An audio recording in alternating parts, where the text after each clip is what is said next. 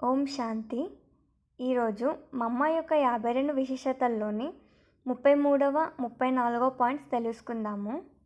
అందులోని 33వ పాయింట్, యోగం ఎలా చెయ్యాలి అనేది కూడా మమ్మ మాకు నేర్పించేవారు. మమ్మ సందలిపైన తనతో పాటు కూర్చోబెట్టుకొని మాకు యోగం నేర్పించేవారు. మా స్థితిని కూడా చెక్ చేసేవారు.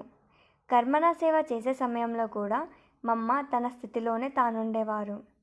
మమ్మ, మీరు గోధుమలు శుభ్రం చేస్తున్నారు కదా, ఇప్పుడేం సంకల్పం చేస్తున్నారు అని అడిగితే మమ్మ అన్నారు, నేను గోధుమలు శుభ్రం చేయట్లేదు, నేను సాక్షి దృష్టి అయి కర్మేంద్రియాలతో శుభ్రం చేయిస్తున్నాను, నేను చెయ్యట్లేదు చేయిస్తున్నాను అని అన్నారు.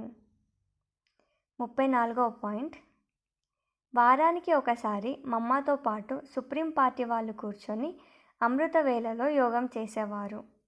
ఎప్పుడైతే మమ్మ చంద్రుని రాత్రిలో కూర్చొని యోగం చేసేవారో అప్పుడు కొందరు వచ్చి ఒక్కొక్క మూలాన కూర్చొని యోగం చేసేవారు. అప్పుడప్పుడు మమ్మని వాళ్ళ గ్రూప్లో పిలిపించుకునేవారు.